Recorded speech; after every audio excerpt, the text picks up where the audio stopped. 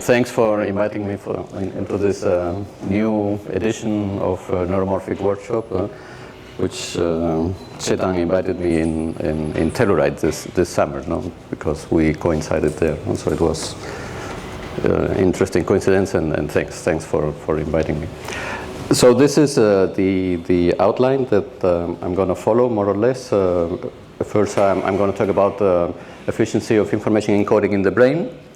I will go very quickly through a pioneering project that we had together with Toby Delbrook and some other people back in 2002, where actually the DBS was invented, and also we did the first event-driven convolutional chip.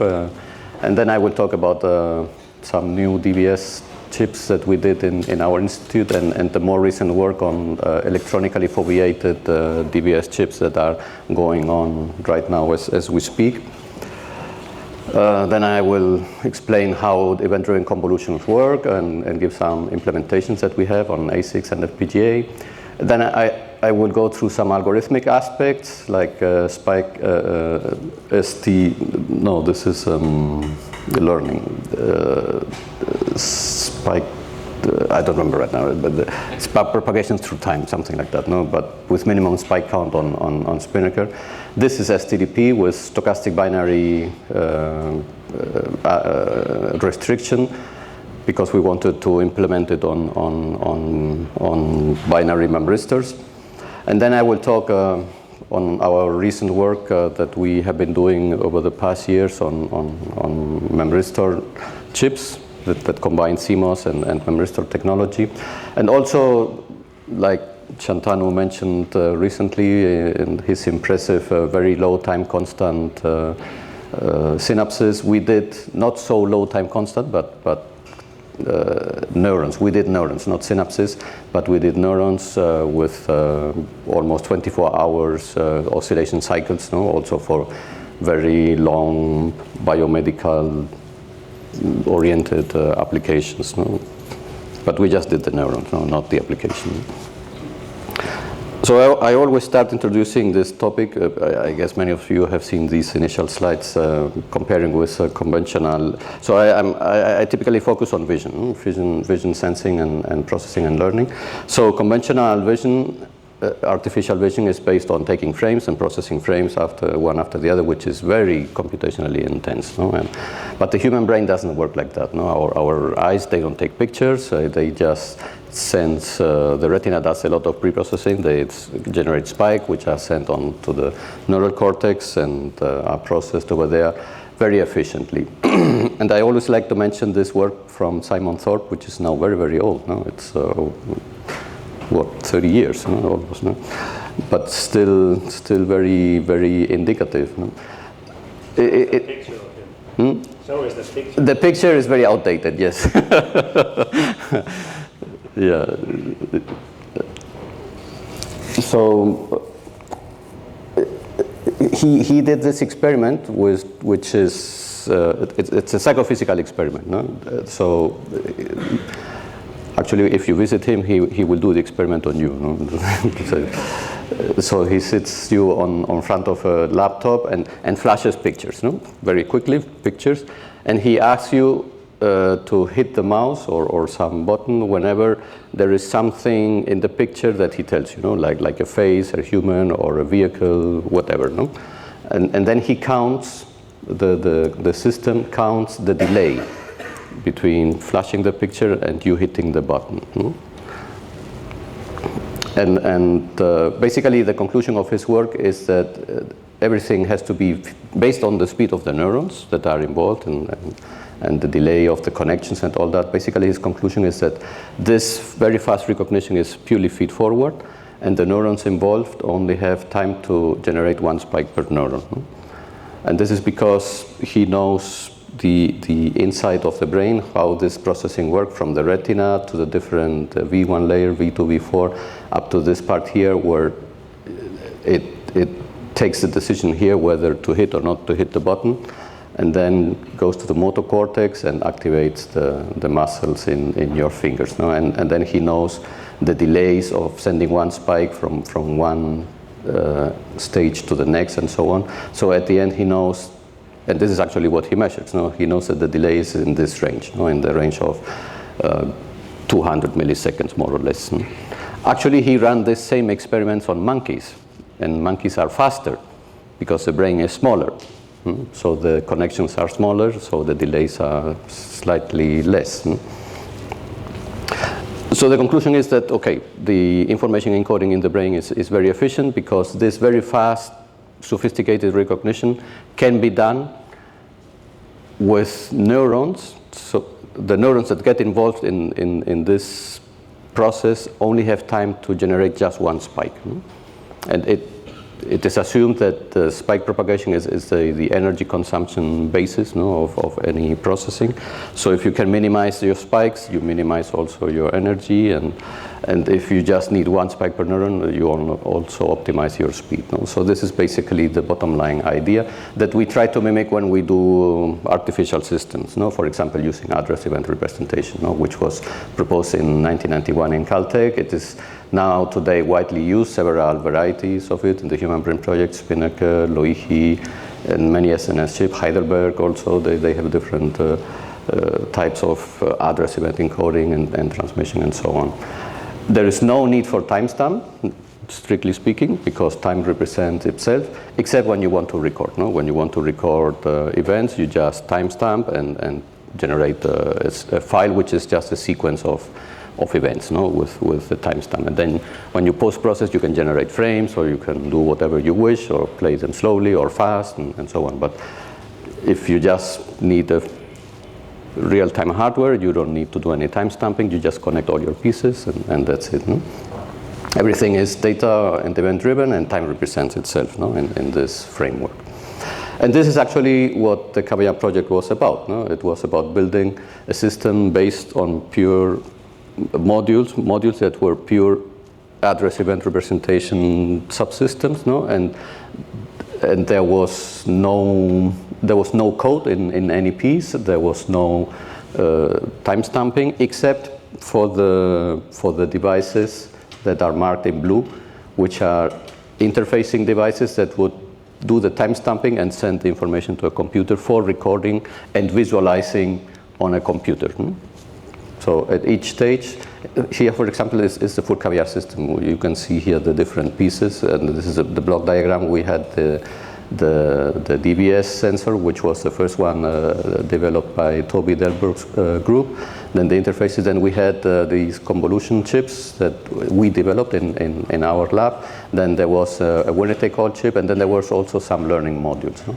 And all the blue ones were what we called AER mappers that would do remapping of coordinates, fusion or replicating of addresses. Also the monitors. The monitors, they were the ones that would do the timestamping and send the flow to the PC, and then the PC had a software also developed by the group of Toby Delbrook, JAR, that would generate frames, no? Generate frames so that you could visualize what was going on, no? In real time. No? Or play back slowly the recordings, no? Which is interesting. Actually, it was very interesting because during the development of the different chips and different pieces, once we had these monitors and recording pieces, it was very interesting because in one lab, for example, Toby Delbrook, he could do some recordings with whatever setup and send us those recordings that we could play them back with this same board and test our chips and then do recordings and send these recordings to the next group that would do their next processing. And so we didn't need to have the whole setup to test every stage, no? And this recording and playback was actually highly convenient and made it actually possible, no? to finish the whole thing. So at the end we built this demo.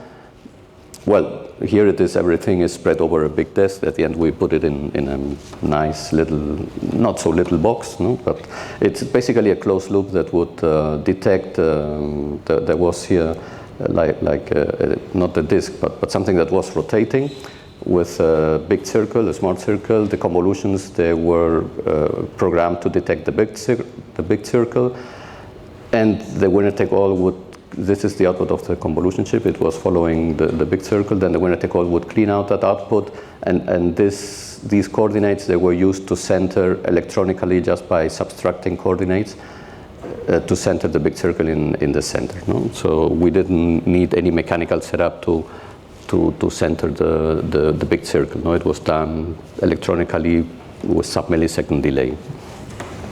And this was published back in 2009, everything. Well, this is Toby's DBS. I guess everybody here knows how DBS works. This is just a recording of a rotating disk. Here we have the X and the Y coordinate, and this is time. And this is our DBS. We decided to make, my wife, which is a colleague of mine, she was my first PhD student, so we work now together. So my wife said, after the CAVIAR project, we cannot depend on Toby's DBS. We need to have our own, because we don't know if Toby will stop making DBS or what will happen. So let's make our own. No? So she decided, and she did it. No? She did DBS by her own. But then we added a few extra features to increase the gain, basically to have more contrast sensitivity. No? And then we did 2 prototypes. This is actually the second one. We added this stage, which would add this extra gain here, n, and n is a mismatch-less parameter, which is the number of stacked diode-connected MOS transistors. No? In this, you cannot stack much because of voltage, power supply limitation. No? But we could cascade 2 stages, no? And then get n squared. No? So we could improve, and you can make these minimum size or close to minimum size, and still have very, very low mismatch. The only mismatch that they would introduce is due to body effect, which is secondary. But it was nice. No? It was a nice idea. Actually, we patented this idea, and this allowed us also to enter as co-founders of Prophecy, no? Because of this, although they never used this idea in their prototypes, no? As far as I know, no? But it was interesting. And here you can see, no, that the contrast resolution is really nice. And also we could reduce the area, no, compared to the original DBS, because we didn't need that high capacitive ratio between the 2 capacitors that did the gain in the first prototype. So we could reduce the gain from 20 to 5 and get the extra gain from these diode stacked devices and get even higher gain than before, no, and more contrast sensitivity. So this is what we did back in actually it was published, so CAVIAR finished in 2006, and this was published in 2013, so almost 10 years later, no, that took us to have this nice DBS. And now, what we are doing now in the latest projects, in some of the latest projects, is to do these electronically foveated DBS devices. Now, basically, the idea is not to sense at maximum resolution the full scene, but sense by default in low resolution to reduce the data flow and then also the computational load on the next stages. Have some attentional subsystem that somebody else will develop, not us, no? But or we will use from somebody else, that will decide which are the objects of interest to put in high resolution. No? And then whenever you know there is an object of interest in a smaller region, then this region you put in high resolution and you send it to somewhere else. So you have you send the full scene is in low resolution is sent to some low resolution processing system that looks at the full scene, and every time a region of interest is detected, that part of the scene is set into high resolution and sent for processing to another subsystem, no? That is also needs less events and needs less computational overhead, and everything can be working in parallel. And the way of doing this is just by grouping pixels. No, we group and ungroup pixels on the chip. No, and the way of doing that. The trivial way would be to share the photodiodes. No? You can just short-circuit photodiodes from neighboring pixels. But this has the problem that the photodiodes typically have very, very small currents, and then if you switch from one pixel to another, you will introduce like switching noise, and also extra capacitance and delays, no, until it settles and so on. So what we do here is that we do the signal sharing or the switching, the shorting between pixels on the output of the photoreceptor stage. No? And in this stacked diode connected structure, it works. You just by shorting, you get the average of all the neighbors that you short, and then you can do your DBS, your time difference computation on that average, no? With higher currents, and then you can do that faster with less switching noise and less delay and so on. So this is basically the idea. So we actually patented this recently, and here are some results, and we just had the paper out recently in December of last year in IEEE Access. Here you can see a recording. This is a first prototype, which is just 128 by 128 pixels. This is in high resolution. This is in low resolution by grouping 2 by 2 pixels. We could group any arbitrary size, no? So the scheme is completely arbitrary, and you can group any arbitrary size or even shape, no? of pixels. No? And here you can see the fovea area in higher resolution and the rest in low resolution. No? So, and we actually have now an EU project running where we are developing a much larger chip with new extra features and so on, and we just got the chip back, so we hope it is alive. No, there is no no big mistake, stupid mistake somewhere, some short between VDD and ground somewhere. So, but yeah, if you don't hear anything soon, then it's bad news. No? Okay, so let me now talk about the event-driven convolution. This is what we came up during the CAVIAR project. To do event-driven convolution, the idea is the next one. It's not so sophisticated. Suppose you have events coming in from the retina, then you have an array of integrate and fire neurons, and every time you have one single event coming with this coordinate x1, y1, for example, the trick is to activate the integrate and fire neurons in the neighborhood and update their state proportionally to the kernel that you want to process. So if you are in this position here, you activate with this strength. If you are in this other position here, you activate with this other strength, and that is what you do for each event. And mathematically, it can be shown that it is exactly the same as doing your convolution, no? And integrating into your convolution. But here you do it event by event. So you have and then here you have integrate and fire neurons that will generate a new event every time they reach the threshold. So the events that you generate here are actually a dynamic convolution, two-dimensional convolution of that kernel with the event flow that is coming in. And here, for example, is a demo. This is the output of the retina. This is Patrick Lichtsteiner, a former PhD student of Toby, who was juggling. He was very good in juggling, so we recorded him and took this recording and passed it through the convolution chip with a kernel that was like this. No? It was positive for this. It has a ring of positive values, similar to the size of the oranges that he was juggling, and in the neighborhood it was negative, no, to suppress. And then the output would give you more or less the center, no, of each of the 3 oranges, no, that he was juggling. No? And this was done in real time. No? And here are some specs, no, that we had on this chip. Here is another interesting demo that we could do with this convolution chip. The convolution chip actually was designed to compute with several kernels, with up to 32 kernels, that we could store in the memory. I forgot to explain more or less how it worked. So the idea is very simple. So I told you we just have to splash this kernel around the event, but this kernel is stored in a kernel RAM. So every time an event comes through here, what is done is that the rows of the kernel are copied very quickly around synchronously, because this is a state machine, a digital synchronous state machine that has its own clock. It interfaces asynchronously with the events, but then internally it is synchronous, and then it copies very quickly.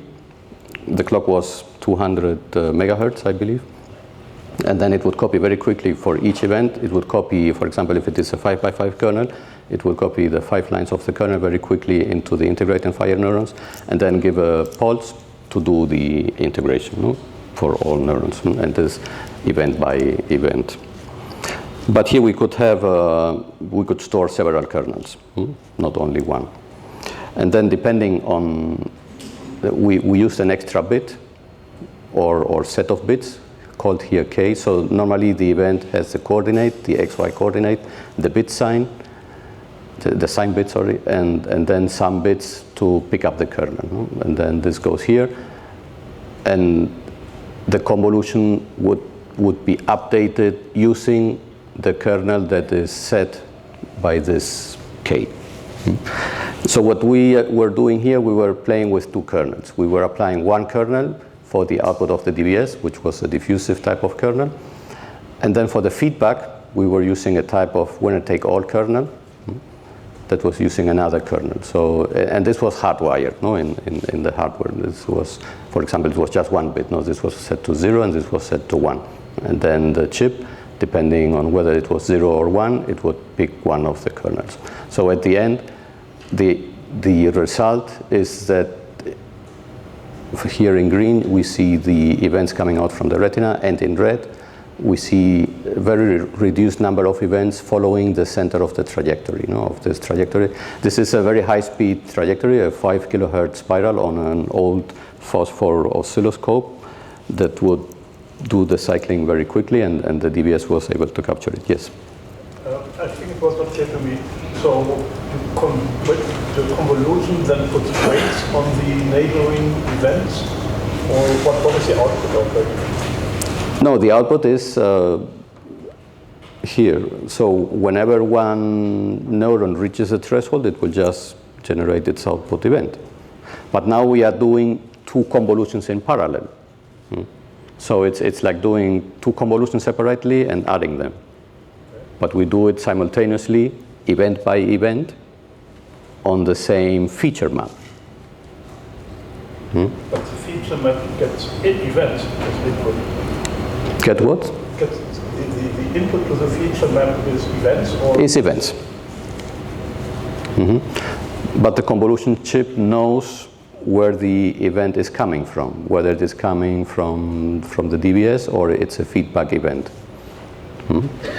So, and depending on from where it is coming from, it will pick up one kernel or the other. So at the end, you have the full feature map on your integrate and fire array of neurons.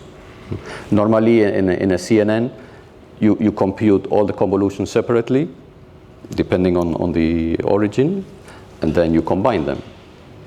But here, since this is event-driven, you can do everything event by event and everything combined.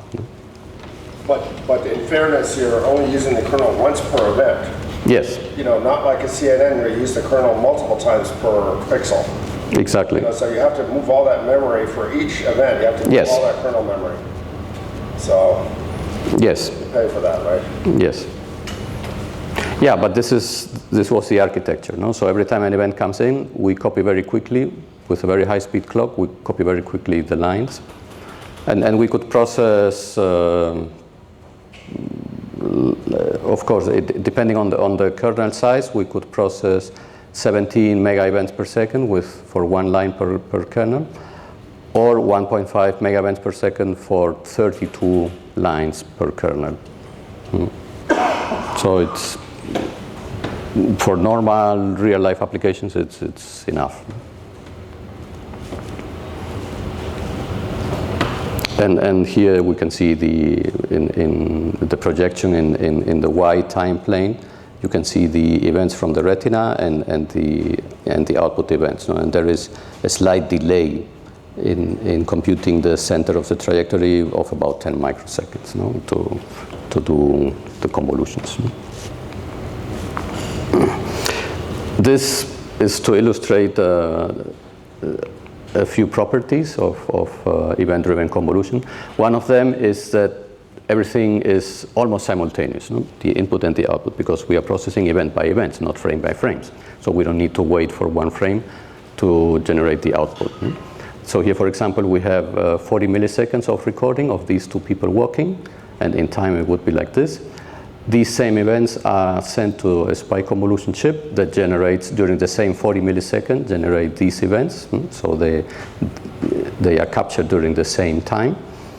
Because here we programmed a convolution kernel to detect vertical edges. So every time there were enough events vertically oriented and nearby, the convolution chip would generate an output event. So it doesn't have to wait for the full frame. So as long as there are 4, 5, 6 events that are properly aligned, more or less, boom, you have your event here. So this is practically simultaneous. And this is what we call the pseudo-simultaneous property of event-driven convolution.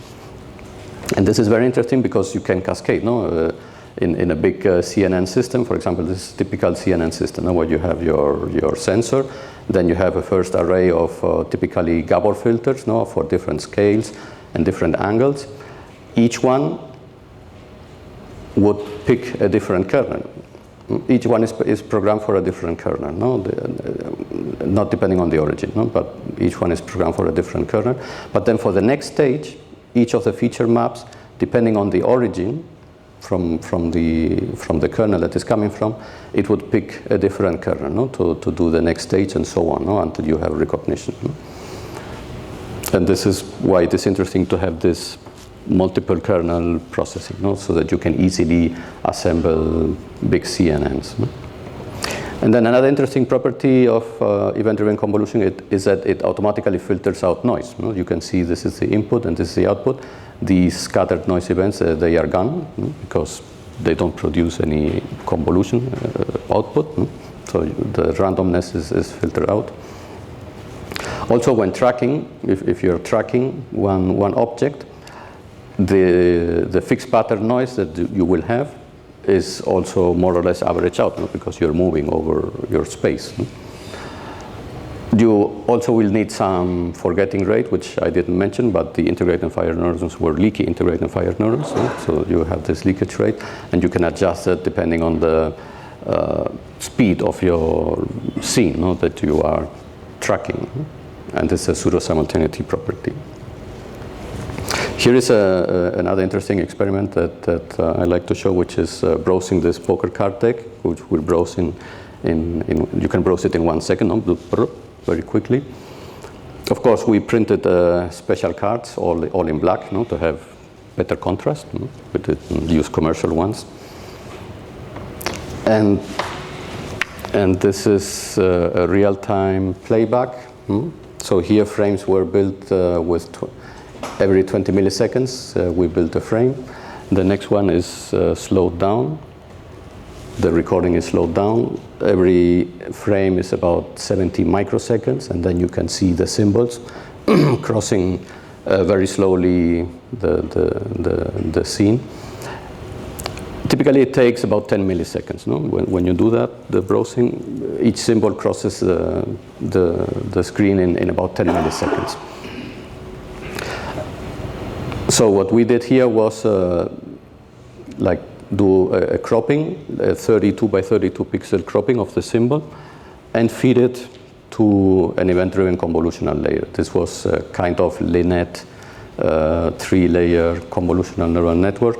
It was programmed for detecting the 4 poker symbols, and here we can see the recognition output. So this is the symbol that is tracked through the screen and fed to the event-driven convnet. You can see this is the output and this is the input. First it was real time, and now it is slowed down so that you can see the output. It was recognizing it correctly. And here is space-time capture, where you can see the switch of cards from diamonds to, I cannot see from here, but in less than 2 milliseconds, it would recognize the new symbol when the card changed. So it can be fairly quick for real-time applications. Now, let me now switch to more algorithmic things. Spatiotemporal backpropagation on spiking deep nets. This is something that is well known, but here what we did is that we tweaked a little bit the loss function and added, the loss function this is a typical loss function to minimize the target symbol that you want to recognize with respect to what you are getting, depending on your weights. But we added this extra term to the loss function, which counts all the spikes inside the network. Not at the input, not at the output, but all the spikes that are happening inside the network, because we wanted to minimize the number of spikes to get recognition. And this was then also implemented on Spinnaker. The result is shown here. We tried two networks, the convolutional network and the fully feed-forward network. And I didn't mention this regularization. So when we added this term, there is a parameter here, which we call the regularization factor, which is a dimensionless number between 0 and 1, which weights the contribution of the spike counting. So here we trained for different numbers of this regularization factor. And here we are showing the spike rate, the average spike rate per neuron in the two networks. And here we are showing the classification error as a function again of the regularization factor. And you can see there is a nice minimum, at least for the net network, the convolutional neural network. There is here a minimum in the classification error, and this minimum happens when the average spike rate is about 10 hertz, which is actually what the brain, how the brain is. So I don't know if this is just a coincidence, but it was interesting to see that the minimum coincides with actually what the brain does, more or less, in the spike encoding. And these are some illustration of the results. The inputs from the retina and the output of the recognition for one of, and this is for the convolutional. The first one was for the fully connected network, and this is for the convolutional network and the internal layers. Now we started participating in projects with memristors that I will explain later. But one thing they told us at the beginning is that memristors, they could only have two values, either off or on. And so we decided to study spike time independent plasticity with binary weights. And the idea was as follows. We used STDP. So this is a conventional STDP. Who does not know what STDP is here? Everybody knows, right? Okay, so I will not explain it. This is the traditional or the more conventional STDP learning window. You increment or decrement your weight depending on the delta t between the pre and the postsynaptic spike. Instead of computing these exponentials, which are time consuming, and so he just makes this little window where he potentiates with a fixed value if the delta t is within this interval, and otherwise everything is decreased a little bit. And you get pretty much the same result. And this is in time. But another thing that they do, especially Simon Thorpe and Timothy Masquelier, they abstract time. They don't do it with respect to time, but with respect to the order of the events. So they take the full system. You have all the events listed, maybe time-stamped, but you remove your timestamp and just look at the order. And this is all you care about, how they are ordered. Which one is first one, second one, third one, and so on. So you assign an index, a natural index to each one, and then you look at the difference of the indexes.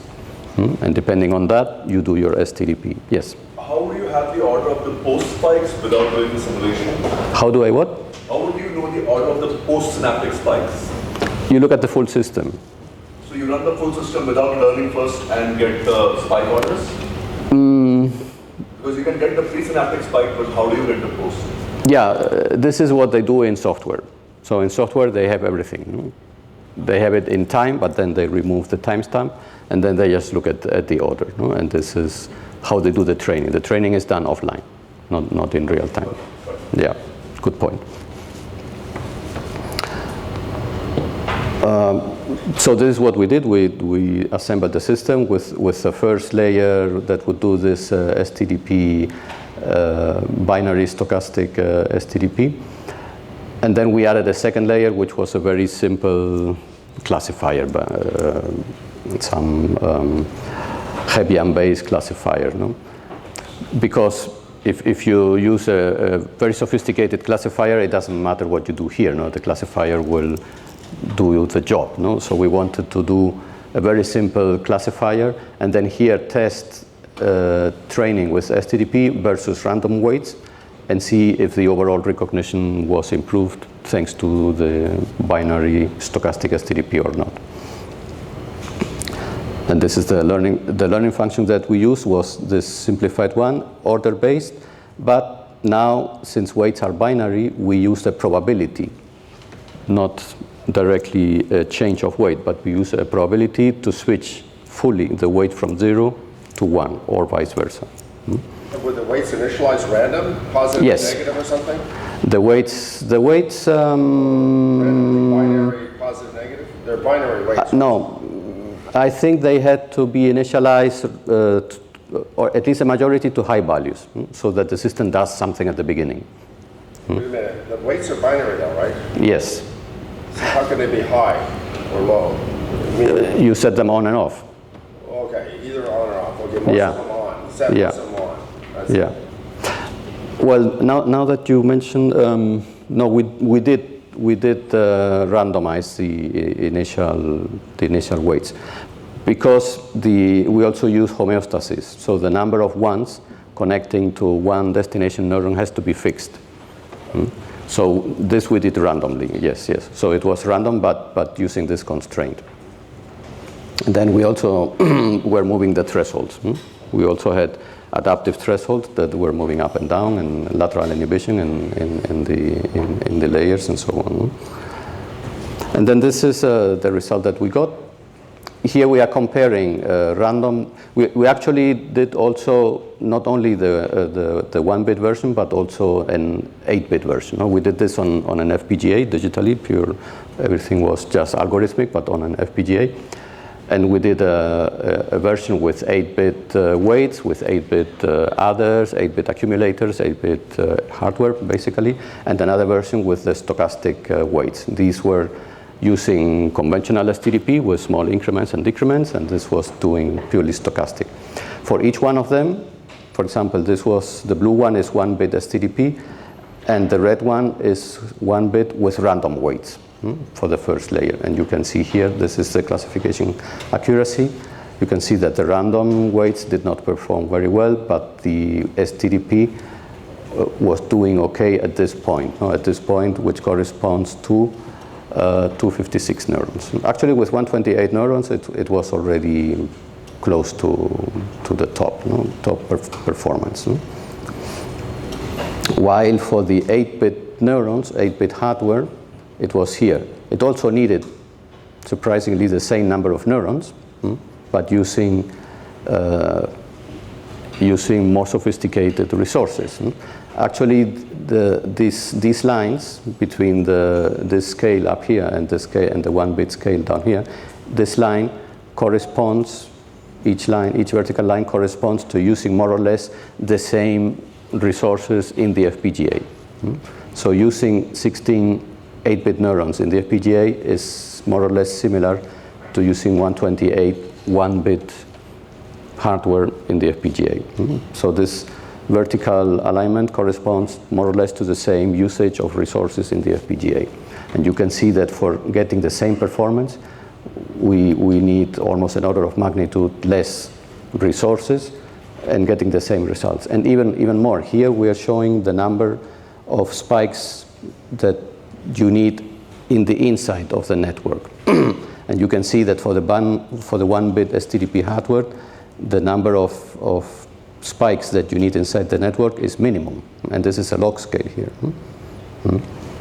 So it's another surprising finding. Okay, let me now, in the last 15 minutes, go into memristor things. When we started doing memristor chips, we tried to mimic this concept, the CMOL concept. No? The CMOL concept was proposed in 2005 by Strukov and Likarev, when they were theorists at that moment. No? I mean, Likarev is a theorist, Strukov is not a theorist anymore.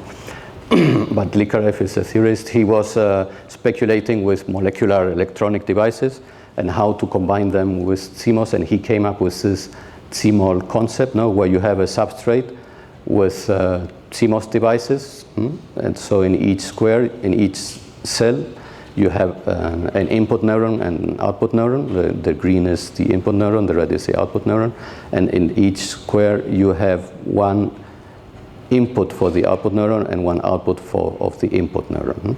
And then each one connects through these nano pillars that he said somebody could build, no? Some nano pillars that would connect to CMOS and then make them very, very thin to nanoscale. And then on the top put like a fabric of nanowires, that 2 layers of nanowires that were tilted and had 90 degrees between them. So that, for example, here shown in purple is this line which connects, for example, this neuron number 1. No? This is the only neuron that connects to this purple nanowire. No? Since it is tilted, it is not connecting to any other green dot. And this other one, nanowire, which connects to the output of neuron 2, also only connects to this neuron. No? But here in the crossing is where you are supposed to put your memristor or your molecular device. So at the end, what you have is a fully connected system with the number of neurons that you can fit in this area, and with a number of output neurons that you can also fit in this area. So this is a CMOL concept that we wanted to copy and use in this technology. No, this is Cealetti technology with hafnium oxide memristors. It was called internally MAT200 technology. Here you can see a cross section. It is a metal 5 CMOS technology, but between the metal 5 and the metal 4 and the metal 5, they insert the memristor. No, they have 2 plates, titanium plates, and in between they have the hafnium oxide, no? Which is this. And then from the top and from the bottom you connect to everywhere else. There is a catch in this technology, and which is that for each memristor you need a selector device to limit the maximum current that can flow through the memristor, because a memristor is a capacitor at the end. Hafnium oxide is oxide, and then these are 2 plates. When you program a memristor, you apply a rather high voltage. Well, it's about 2 volts, 3 volts in that range, positive or negative, to make filaments. But you have to make sure you limit the currents, because once the filaments start building up and you leave it too much time, then you will break the oxide. And this is irreversible. But if you limit the current and then you stop, you do this by applying pulses, then you build filaments. Depending on the number and the size of each filament, you will have a different resistance, no, between these 2 terminals. And it's a reversible process. No? You can build the filament and dilute the filament. No? So you can go up and down in the value of the resistance and in the value of the weight. Of course, there are many non-idealities in all this, and stochasticity and relaxations and many side effects, no, that you have. But at least we were very lucky to have access to this technology. This is the footprint of one of these synapses, which needed a rather big transistor, 3 micron by 5 micron, because when you want to erase, you have a very low resistance here in the order of a kilo ohm. And you need to drive a fairly big current, the order of milliamps, to dilute your filaments. No? So you need a rather big transistor. And then the memristor is up here. No? It's 200 nanometer diameter. It's up here, the memristor, but at the end, everything is constrained by the size of your selector. So at the end, it's not really nanoscale, no? At least in this technology. And this was, I didn't put it, it's 130 nanometer technology. Now they have versions in 22 nanometer technology. And this reduces about an order of magnitude, no? So it's about 200 by 200 nanometers, no? The footprint. So to do that CMOL, what we did, because even though it is a big synapse, it is still small, 5 by 3 microns. No? And if you want to build an array of 64 by 64 and have presynaptic neurons and postsynaptic neurons, you have to have a pitch which is very tiny, no? for your neurons, no? Pre-neurons and post-neurons. So since we wanted to follow the CMOL approach, what we did was that all these neurons that were here, instead of laying them out very long and thin, we laid them out to fit them inside the cell. No? So so here we have 64 neurons in total. So for this column we have 8. For the next one we have another 8, and so on. So these 8s, 1, 2, 3, 4, 5, 6, 7, 8, each was put into one of these 8 cells, no? That are aligned vertically, and so on for everybody. For the output neurons, the same. No? They were laid out like this. No? And then inside each cell, we have a part of the array, 8 by 8.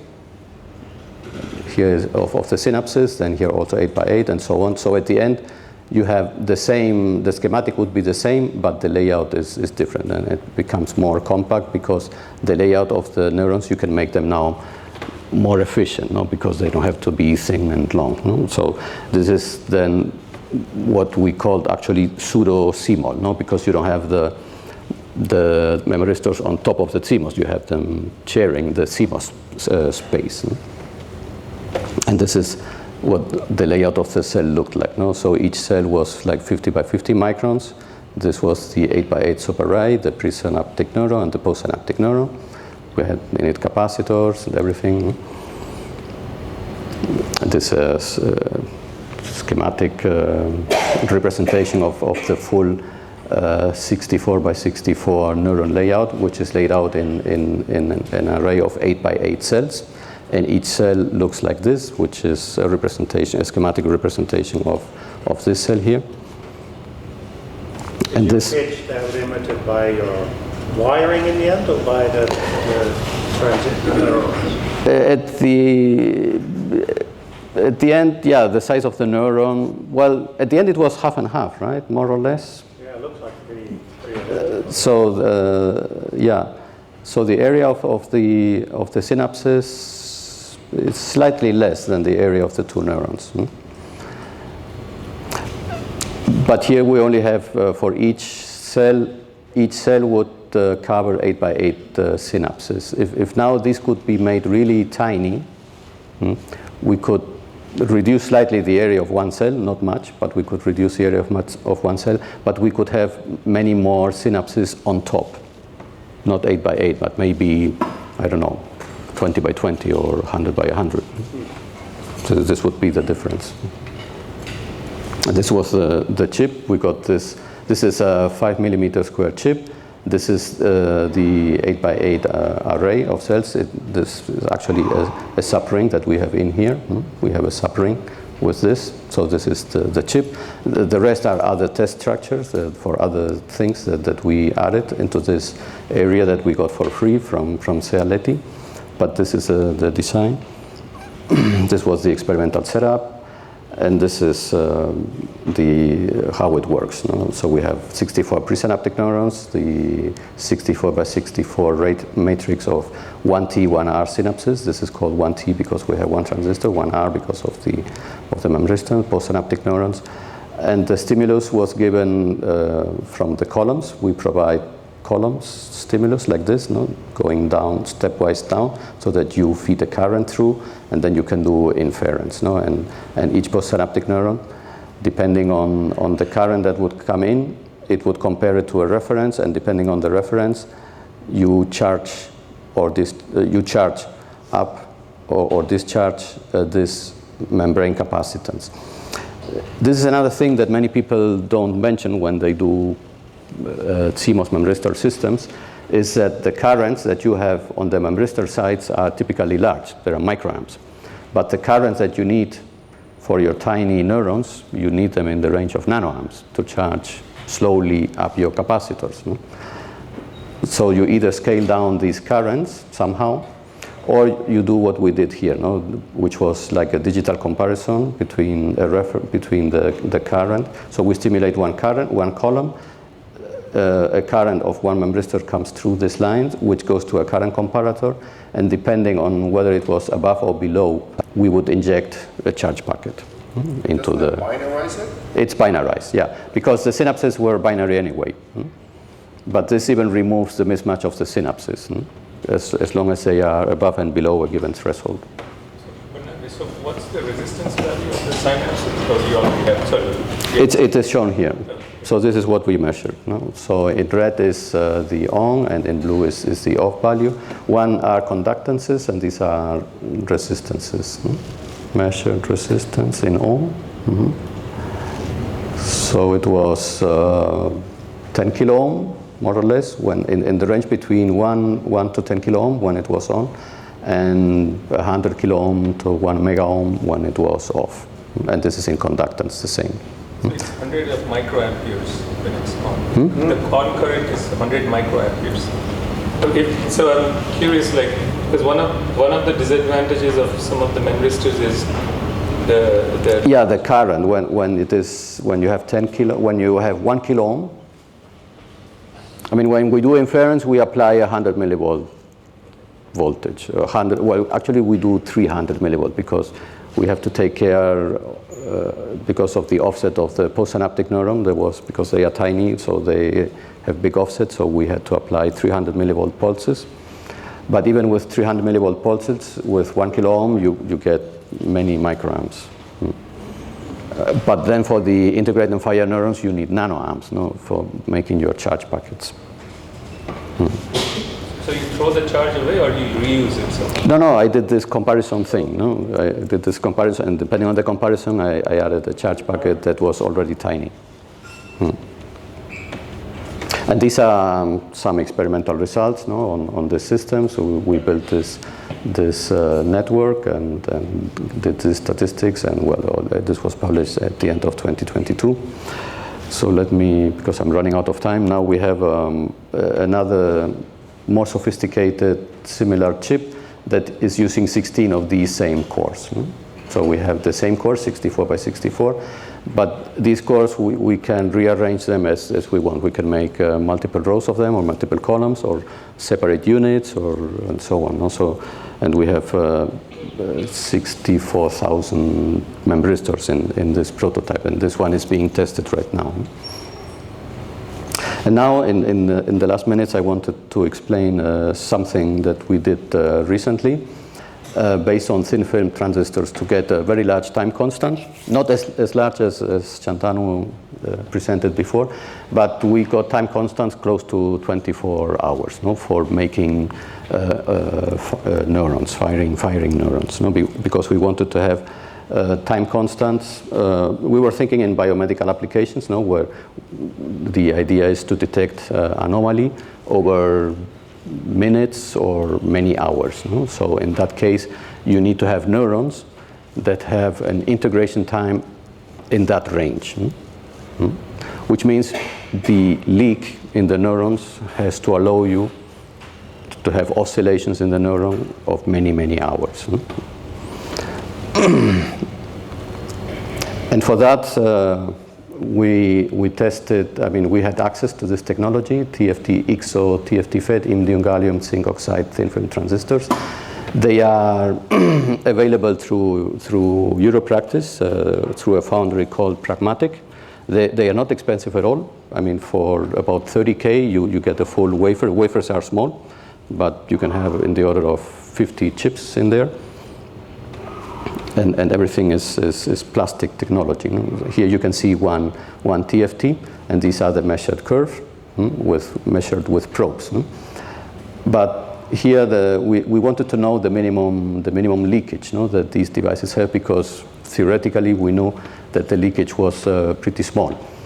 But with the experimental setup, we were not able to measure below a few, like 10 femtoamps. This was our limit. So we had to come up with a scheme to internally measure the leakage currents, and this is what we did. We built an oscillator. This is a sawtooth oscillator. It has just 2 Schmitt triggers followed by inverters. This is a reset switch. Here we have a capacitor, 1 picofarad capacitor, and we discharge with a controlled current source, which is basically a ladder structure. Each branch, we can program each branch on and off.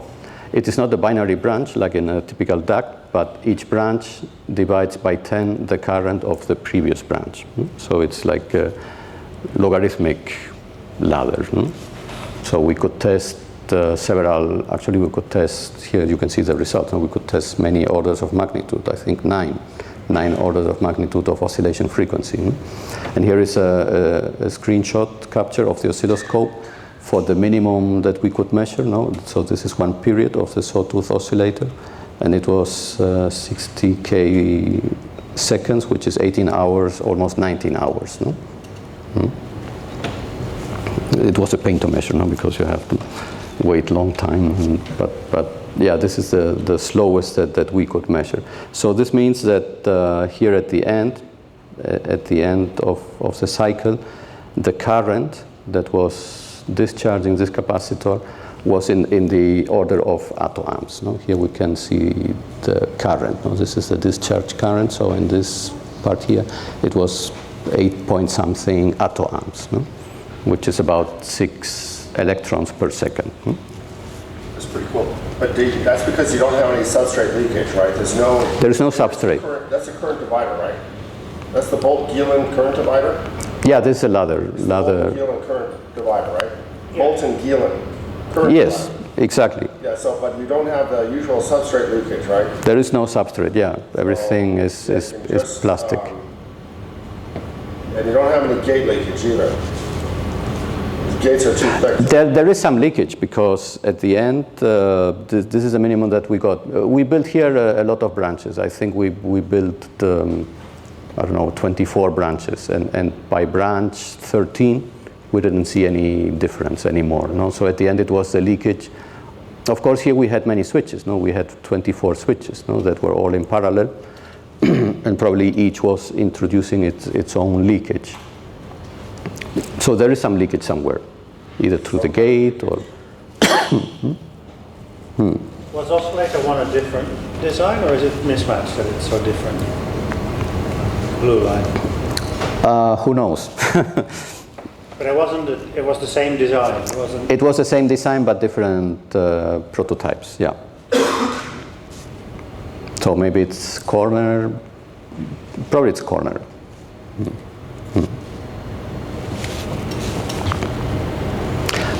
And okay, so this was to characterize and measure the minimum current, but we wanted to build neurons. So for building neurons, we do exactly the same. Here we use a capacitor with a leakage device, but instead of resetting, when it reaches the low limit, instead of resetting, what we do is we add synaptic inputs from some external synapses that will be pulsing charge packets here. So it will charge up, and between every charge up, the neuron would leak. So we could play with different stimulating spike rates, input spike rates, and we could tune from input spike rates of 1 megahertz down to 10 millihertz. Just by changing the leakage rate of this TFT device. Then you could play with a long range of stimulating rates for the neuron, and it would work very nicely. Yeah, and this was also published recently, I think, yeah, this past year. So in conclusion, right now we're working on new electronically foveated DBS. Event-driven convolutions can be very fast because of pseudo-simultaneity. They filter out temporal and spatial noise. They can do also winner-take-all and competition kernels. We have shown implementations on ASICs, FPGAs, and on Spinnaker. I didn't talk about the stereo matching. I skipped that part, but we also did some work on stereo matching. Yeah. And then on the algorithmic side, we showed some low rate spatiotemporal backpropagation on Spinnaker with an MNIST. That is very efficient. We can do 1-bit weight stochastic STDP for low resources hardware with much less spikes. And we have demonstrations on 4,000 memristor plus CMOS core. And also TFT technology enables multi-time scale neural processing, up to many hours in this case. And that's it. Thank you very much.